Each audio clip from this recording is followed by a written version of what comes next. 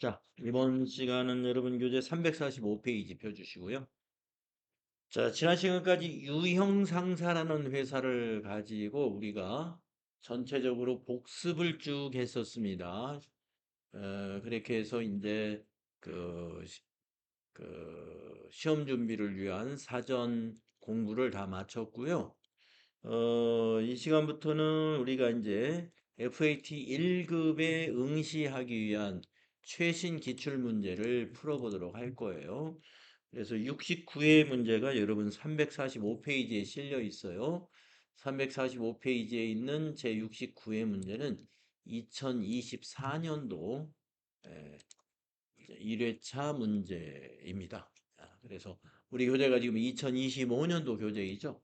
그래서 최신 기출 문제는 그 전년도 문제를 실어 놓고 있어요. 그래서 여러분들은 지금 25년도 말에 수업을 시작했기 때문에 책에 실려 있는 그 2024년도 기출 문제하고 그다음에 이제 시간이 시험 볼 때 또 시간이 여유가 있으면은 이제 홈페이지에 보면은 25년도 기출 문제도 올려져 있거든요. 그걸 이제 인터넷으로 여러분이 다운로드 받아가지고 PDF 파일을 이렇게 쭉 훑어보시면은 25년도에 FAT 1급은 어떻게 나왔는지 뭐 크게 다르진 않습니다. 24년도하고 하지만 이제 해마다 조금씩 달라지는 부분도 있기 때문에 그것을 살펴보시면 도움이 되실 거예요.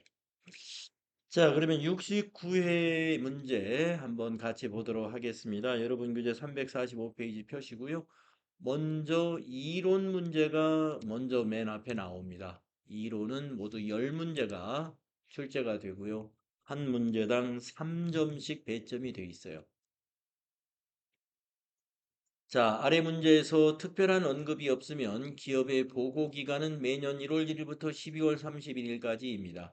또한 기업은 일반 기업회계 기준 및 관련 세법을 계속적으로 적용하고 있다고 가정하고 물음에 가장 합당한 답을 고르시기 바랍니다. 이렇게 항상 나옵니다. 자, 1번 문제 보시죠. 다음 중 재무제표의 작성과 표시에 대한 설명으로 옳지 않은 것은 이렇게 질문했습니다. 1번. 경영진은 재무제표를 작성할 때 계속 기업으로서의 존속 가능성을 평가해야 한다.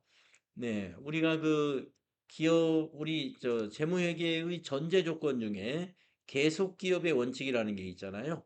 그래서 경영진은 결산, 재무제표를 작성한다는 건 결산할 때를 말하겠죠. 결산 때 우리 기업이 계속 영업을 할 것인가 이런 계속 기업의 존속 가능성을 평가해야 합니다. 그래서 1번 맞습니다. 2번 재무제표의 작성과 표시에 대한 책임은 외부 감사인에게 있다. 외부 감사인이 재무제표 작성을 하는 게 아니죠. 내부에서 작성을 하는 거죠. 책임은 누가 져야 돼요? 경영진이 책임을 집니다. 그래서 이거는 외부 감사인에게 있는 게 아니라 경영진에게 있다. 재무제표의 작성과 표시에 대한 책임은 경영진에게 있는 겁니다. 그래서 2번이 이게 답이 돼요. 자, 3번을 보시면 재무제표는 경제적 사실과 거래의 실질을 반영하여 공정하게 표시하여야 한다. 그렇습니다. 우리가 어떻게 하면 공정하게 표시하느냐? 우리가 이제 기업회계 기준에 따라서 회계 처리를 하는 기업은 기업회계 기준에 따라서 또 상장 기업들은 어, 우리가 채택한 국제회계 기준에 따라서 표시해야 되는 기업은 그 한국이 채택한 국제회계 기준에 맞추어서 표시하면 공정하게 표시하게 되는 것입니다. 다음에 4번 일반 기업회계 기준에 따라 적정하게 작성된 재무제표는 공정하게 표시된 재무제표라고 본다. 그렇습니다. 다음에 2번을 보시면은 다음 거래에서 매출 채권에 계상된 금액은 얼마냐 이렇게 물었어요. 여러분 매출 채권은 개정 과목이 두 개잖아요. 매출 채권에는 외상 매출금하고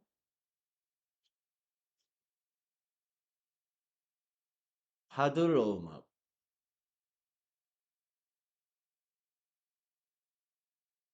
그렇죠? 그래서 매출 채권으로 계상될 금액 하면은 외상 매출금과 받으러움을 합해 주면 됩니다. 자, 네모박스의 설명 내용을 읽어보면은 주식회사 한공은 상품 1000개를 개당 6,000원에 판매했어요. 그러면 판매 금액이 모두 600만 원이네요. 판매 금액은 거기에서 현금 50만 원과 현금으로 50만 원을 받았네요. 어음 300만 원을 수령하고 어음은 이거 받으러음이죠. 전자음 이건 받으러음. 나머지 잔액은 2개월 후에 받기로 했다. 그럼 나머지 2개월 후에 받기로 한 잔액이 바로 외상 매출금이죠. 그러면 현금은 매출 채권이 아니죠. 예. 그래서 어음으로 받은 받으러음 300하고 그 다음에 2개월 후에 받기로 한 것은 얼마예요? 350, 저 600만 원에서 350 빼면 250이죠. 250만 원은 외상 매출금이죠. 그래서 매출 채권은 여기 있는 받으러움 300만 원에다가 외상 매출금 250만 원을 더하면 550만 원이다. 답은 4번이 되는 거죠.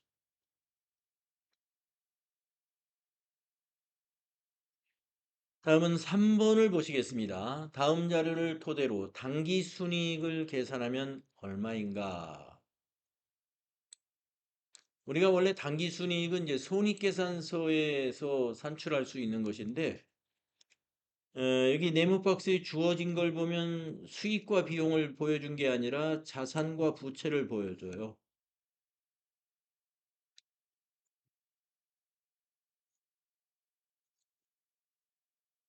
자, 그래서 기초자산과 기초부채. 그러면 이 기초자산과 기초부채의 데이터를 가지고 기초자본을 알 수가 있죠.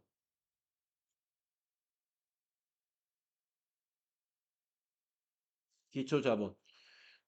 항상 자산은 부채 더하기 자본이기 때문에 자산이 600만 원이고 부채가 300이라면 기초자본이 300이라는 얘기죠. 다음에 기말부채와 기말자산을 가지고 기말자본을 알 수가 있죠. 기말자본. 자, 기말자산이 1000만 원이고 기말부채가 400이라면은 기말자본은 600만 원이 되는 거죠. 600만 원. 자, 이걸 비교를 해보시면 돼요. 기초 자본이 300이었는데 기말 자본이 600이 됐다 이겁니다. 자본의 증가는 우리가 유상 증자를 했다면 증자에 의해서 자본이 증가할 수도 있지만 이익이 발생하면 어떻게 됩니까? 조금 전에 우리가 앞 시간에서 유형 상사의 결산을 할 때 우리가 그 손익계정에 수익을 모두 손익계정 대변으로 대체를 시키고 비용은 모두 손익계정 차변으로 대체를 시켜가지고 그 손익계정의 차이를 미처분 이익여금 자본으로 대체시켰죠. 그게 바로 자본의 증가에 해당되는 거예요. 즉 당기순이익이 자본을 증가시킵니다. 그러면 만약에 자본 거래가 없었다면 요 증가한 요 300만 원, 300만 원이 다 당기순이익이라고 보여야 되는데 여기 이게 있어요. 단기에 추가 출자한 금액이 있다 이거예요. 예, 추가 출자라는 것은 유상증자를 말하는 거예요. 법인으로 말하면. 그래서 200만 원은 주주가 출자해 가지고 자본이 증가한 거예요. 200만 원. 그러면 나머지 100만 원만 당기순이익에 의해서 자본이 증가한 거죠. 그래서 당기순이익을 이 데이터를 토대로 계산한다면 100만 원이 되는 겁니다. 답이 1번이 되는 거예요. 추가 출자한 200에다가 당기순이익 100이 발생해 가지고 기말자본이 600이 된 거예요. 기초자본 300에서. 이렇게 우리가 추정할 수가 있습니다.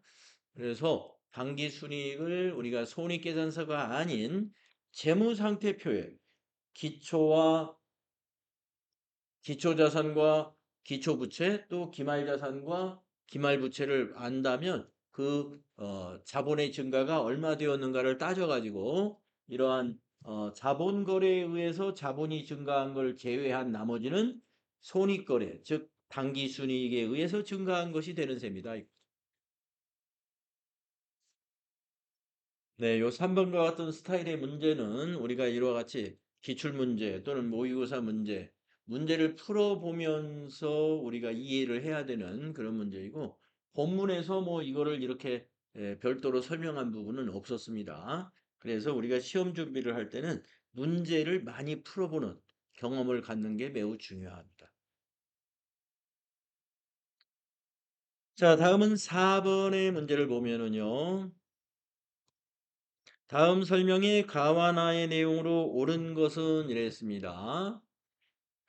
건물을 정상적인 영업 과정에서 판매할 목적으로 취득한다면 여러분 판매할 목적으로 취득한 자산은 재고자산이에요. 재고자산.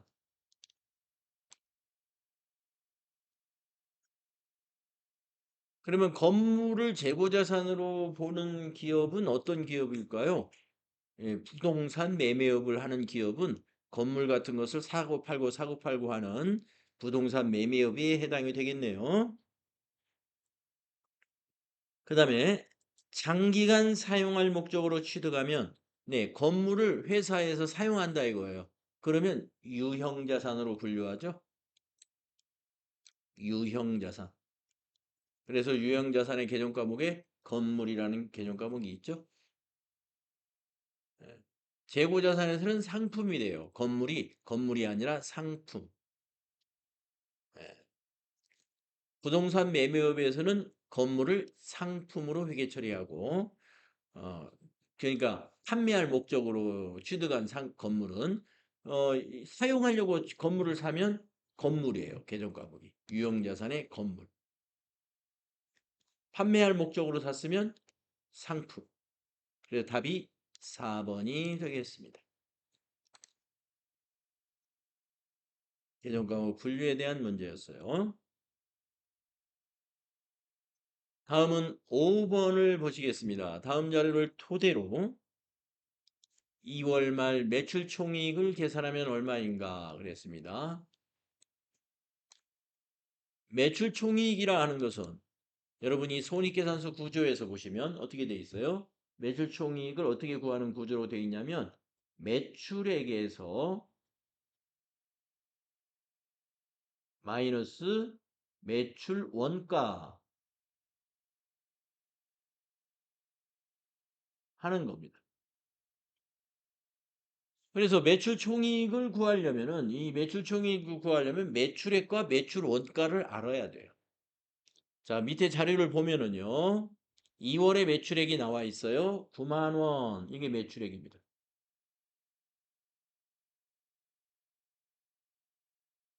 300개를 300원에 팔았다 해서 9만 원. 2월에 매출액은 9만 원 확인했습니다. 그럼 매출 원가를 구해 보겠습니다. 재고자산의 평가 방법은 선입선출법이라고 되어 있고요.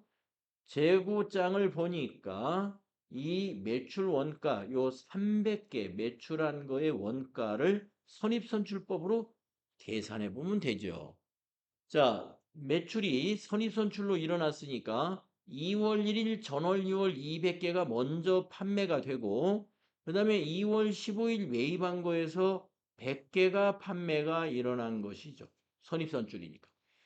그러면 매출 원가는 여기 2월 1일 거 금액 2만 원 하고 2월 15일 거에서 100개는 한 개당 200원짜리입니다. 이거 곱하기 하면 이것도 2만 원이네.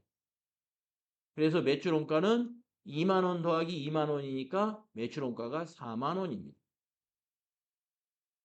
2월의 매출 원가는 4만 원이다. 자, 이제 답이 나왔어요. 9만 원 마이너스 4만 원은 매출 총이익이 5만 원 나오죠.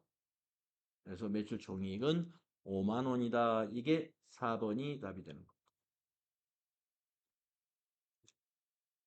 재고자산의 평가 방법을 선입선출이다 했기 때문에 이렇게 계산하는 거예요. 이 원가 300개의 매출 수량을 선입선출로 원가를 계산하면 돼요. 여기 200개, 그 다음에 밑에 거는 100개. 200개의 금액, 이게 원가죠. 2만 원. 또 100개는 200원짜리예요. 그것도 2만 원. 100개 곱하기 200 하니까. 그래서 합치면 4만 원. 이게 매출원가가 됩니다. 그래서 아까 말씀드린 대로 매출액이 9만 원이고 매출원가가 4만 원이니까 매출액에서 매출원가를 빼면 5만 원. 이것이 매출 총이익이 되는 것이다.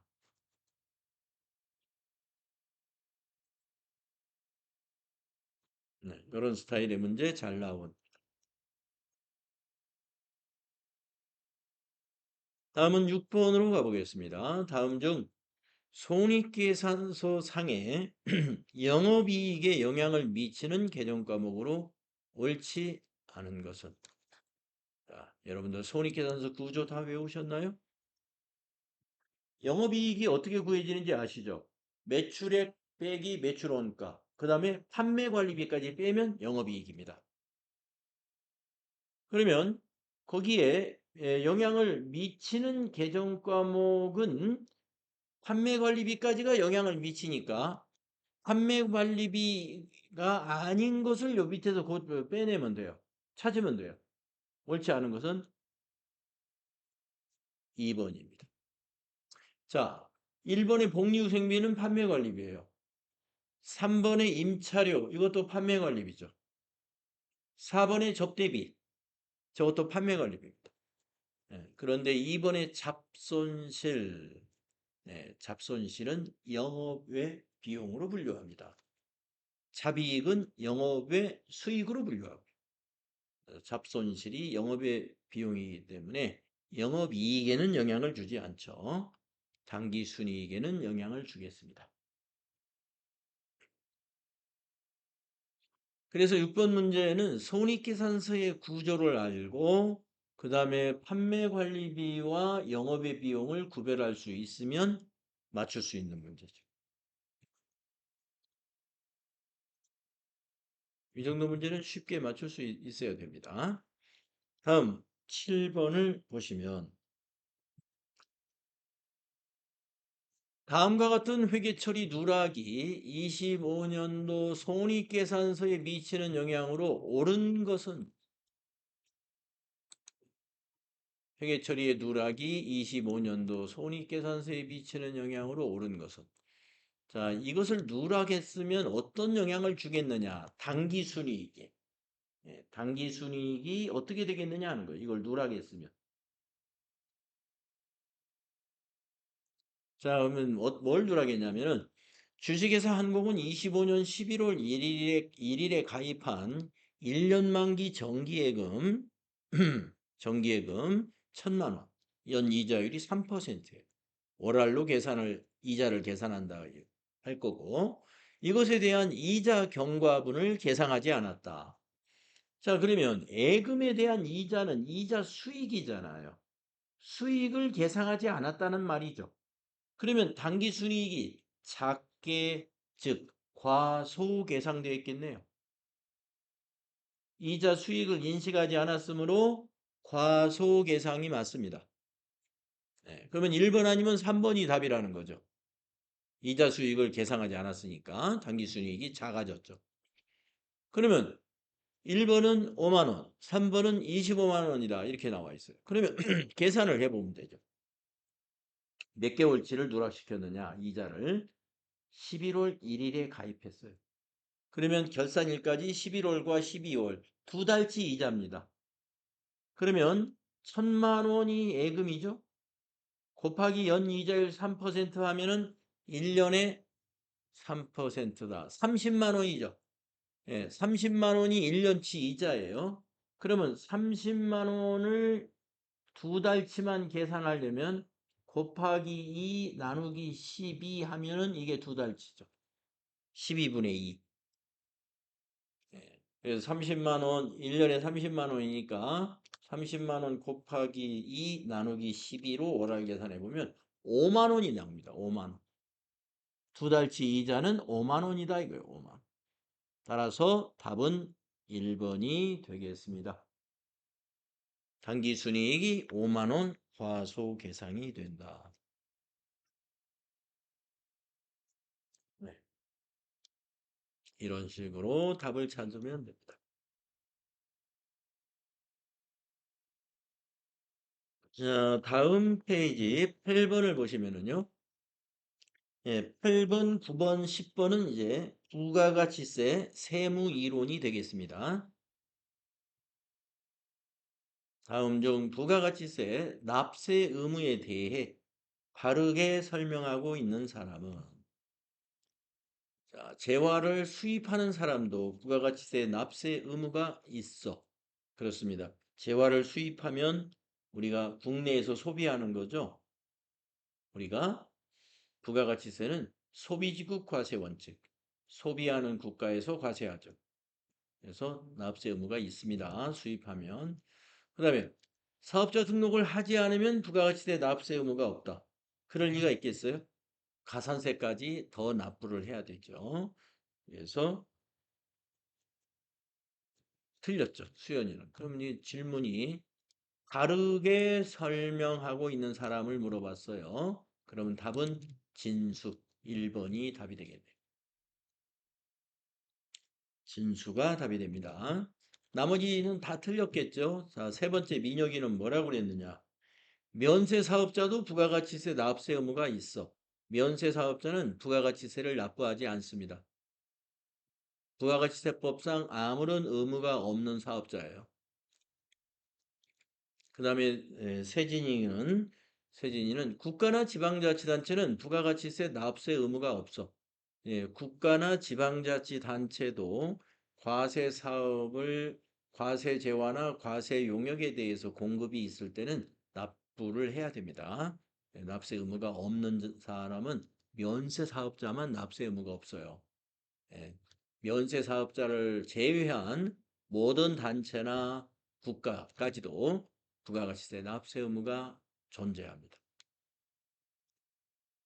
자, 그래서 바르게 설명한 사람은 진수 1번이 답이었어요.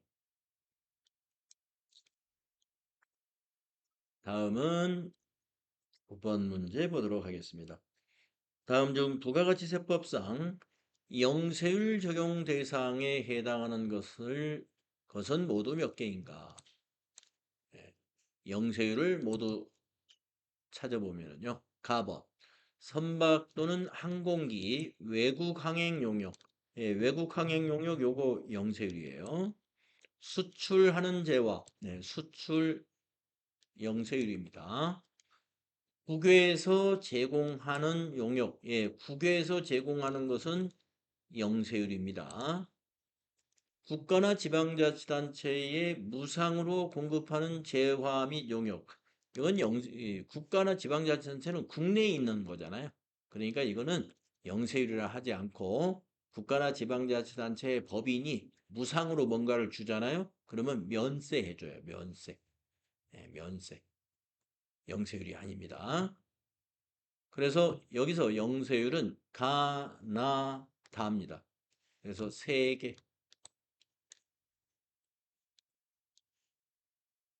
영세율에 적용되는 것은 가나다. 국가나 지방자치단체에 무상으로 공급하는 경우에는 면세 적용해줘. 다음에 10번을 보겠습니다. 다음 자료를 토대로 도매업을 영위하는 주식회사 한공이 공제받을 수 있는 매입세액을 계산하면 얼마인가? 네. 자, 공제받을 수 있는 매입세액을 계산해 보겠습니다. 자, 세금계산서는 적법하게 수령했다고 되어 있고요. 상품 운반용 트럭 구입 관련 매입세액은 네, 공제받을 수 있습니다. 다음에 본사 건물의 자본적 지출 관련 매입세액. 예, 건물에 대한 거니까 공제받을 수 있습니다. 다음, 거래처 접대와 관련된 매입세액. 접대비 관련 매입세액은 공제받을 수 없죠. 그래서 공제받을 수 있는 것은 이 두 개만 더하면 1,600만 원이니까요. 답이 4번에 있었습니다. 네, 이렇게 이론 문제가 이런 수준으로 나옵니다. 재무회계 7문제, 부가가치세 3문제는 이렇게 FAT 1급 이론으로 출제가 된다. 네, 그래서 69회에 우리가 이론 평가 문제를 먼저 풀어봤고요. 그 다음에 실무 수행 69회 문제는 제로음료라는 회사로 문제를 출제했어요. 제로음료. 제로음료는 주스 등을 도소매하는 법인이다. 이렇게 회사 소개를 확인하시고 문제를 풀면 되시고요. 여러분이 이제 시험을 보실 때에는 이제 그 시작할 때 백데이터를 설치하면 만약에 69회 문제를 본다 그러면 제로 음료로 시작을 하게 됩니다. 자, 우리가 지금 교재 백데이터를 설치한 상태이기 때문에 저 위에 있는 여기서 회사를 바꿔서 연습하겠습니다. 저 제목 표시줄에 있는 여기 유형 상사를 클릭하시면은 회사를 바꿀 수 있는 시험 볼 때는 이렇게 회사는 못 바꿔요. 우리가 이제 여기 예, 교재 연습할 때는 이렇게 바꿀 수가 있습니다. 자, 회사 코드를 눌러서 3269로 회사 코드를 바꿔주세요. 제로 음료 선택하시고 확인, 로그인. 네, 이렇게 해놓고 이제 문제를 풀면 되겠습니다. 베개 눌러서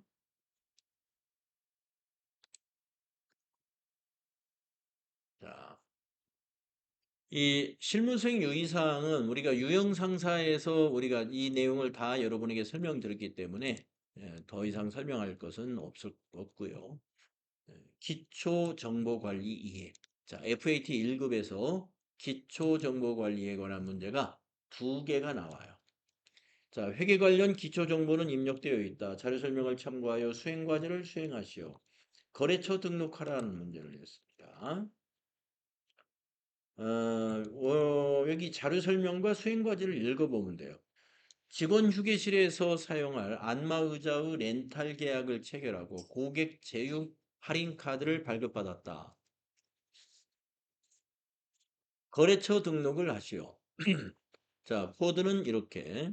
카드명은 우리카드. 구분은 매입. 카드 결제일은 24일로. 카드 거래처로 등록을 해야 되겠네요. 그렇죠?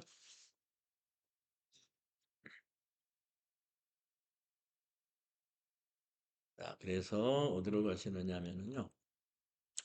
기초정보관리의 거래처 등. 예, 거래처 등록하셔가지고 카드 탭에 가서 요 카드 탭에다가 99710 우리 카드 음, 카드 번호는 그 그림에 나와 있는 거 117 1117 다시 0307 다시 5014 다시 901로 이렇게 매입 네, 구분은 매입 그 다음에 아까 뭐가 있었더라 결제일 여기 결제일에다가 24 됐습니다. 이렇게 입력하면은 거래처 등록 문제 카드 거래처로 하나 등록했어요. 그 다음 문제로 넘어가면 전기분 재무상태표 입력 수정 이렇게 문제를 냈습니다. 그 옆에 자료 설명과 평가 문제를 수행 과제를 읽어보면은 주식회사 제로음료의 전기분 재무제표는 입력되어 있다. 전기분 재무제표 검토 결과 입력 오류를 발견하였다. 입력이 누락되었거나 오류 부분을 찾아 수정 입력하라. 이런 내용입니다. 그래서 이걸 보고 이거와 똑같이 맞춰주면 됩니다. 자, 그러면 이제 기초정보관리의 전기분 재무상태표 중간쯤에 있죠. 클릭하시고 이 전기분 재무상태표는 맞출 때 요 차액이 0 나오면 다 맞는 거예요. 자, 유동자산을 먼저 한번 서로 맞춰볼까요? 475730000 유동자산 오케이. 비유동자산을 또 맞춰보니까 비유동자산이 많이 차이가 나네요. 그러면 비유동자산은 장기 대여금부터가 비유동자산이니까 요 위로는 다 맞는 거니까 요 밑으로 가면서 쭉 맞춰 나가야 되겠네요. 네. 장기 대여금 번거라 장기 대여금이 숫자가 많이 틀렸네요. 1200만 원으로 고치고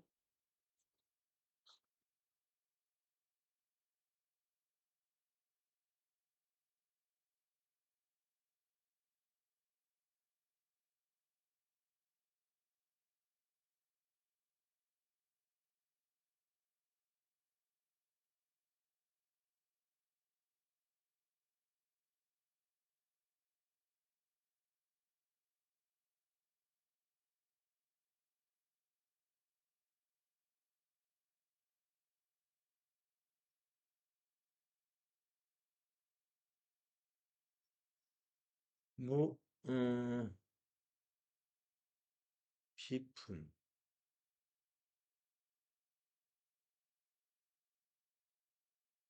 소프트웨어 맞았나요? 네, 맞았는데. 근데 왜 비유동자산이 안 맞죠? 네, 여기 비용자산 48.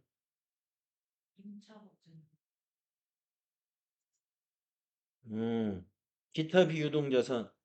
네, 임차보증금이 빠졌군요. 네, 임차보증금 밑에. 아, 있는데 숫자가 틀렸네요. 네, 2천만 원으로 이걸 고치겠습니다. 네, 임차보증금 고치니까 네, 차액이 바로 0이 나왔네요.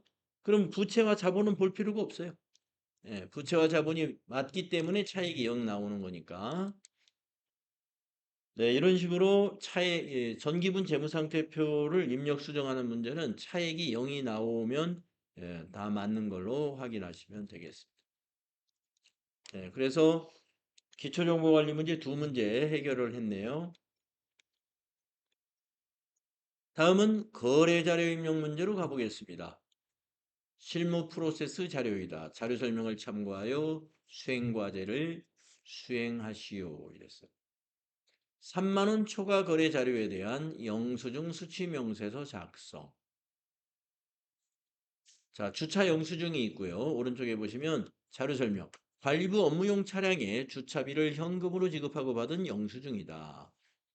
회사는 이 거래가 지출 증명 서류, 미수치 가산세 대상인지 검토하려고 한다. 예. 거래 자료를 입력하시오. 차량 유지비 계정으로 회계 처리할 것. 계정 과목 알려주었고요. 결제는 현금으로 했으니까 현금 영수증. 현금 영수증이 아니고 이건 주차비 영수증이군요. 그래서 현금으로 지급했으니까 출금 전표로 해서 차량 유지비로 회계 처리하고 일반 전표에다가 그다음에 영수증 수취 명세서 1과 2서식 우리가 입력해 본 적 있죠? 입력해 보겠습니다. 자, 그러면 일반 전표로 가셔서 3월 29일로 날짜가 영수증 날짜하고 맞춰서 입력하고 출금한 다음에 차량 유지비 800번대 822 거래처는 생략하겠습니다.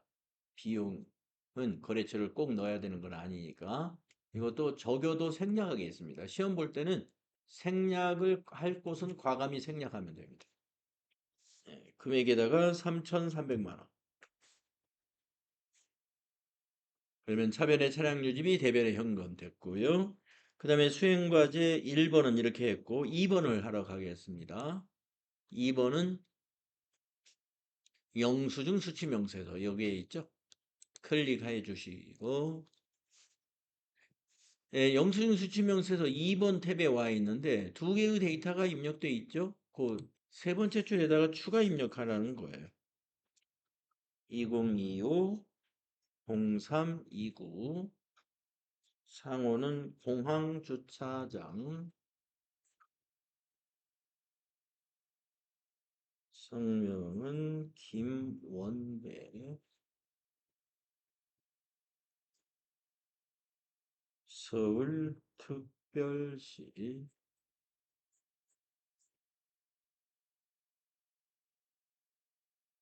강서구 강대로 227. 사업자 번호 128-14-838-68.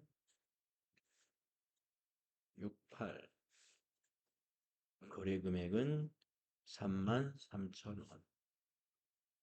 자, 9분에 우리가 이 공항주차장의 주차비에 해당되는 구분은 없어요. 그래서 그냥 지나가시고 계정 과목에 아까 일반 전표에 입력했던 822라는 코드 822 차량 유지비로 계정 코드 입력해 주시고 저교에는 어, 주차비죠. 예, 주차비라고 입력해 주시고 엔터 한 다음에 여기 밑에 보시면 반드시 영수증 수취 명세서 1번을 확인하세요라고 돼 있잖아요. 그래서 여기로 가야 돼요. 영수증 수취 명세서 1번 탭에 가면은 아직 건수가 총계에 2건으로 돼 있잖아요.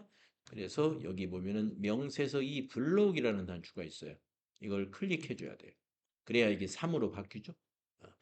그러면서 이 영수증 수취 명세서 요 닫기 탭 여기를 눌러서 닫으면서 저장하시겠습니까? 물어보죠. 그때 예 하는 거죠. 예.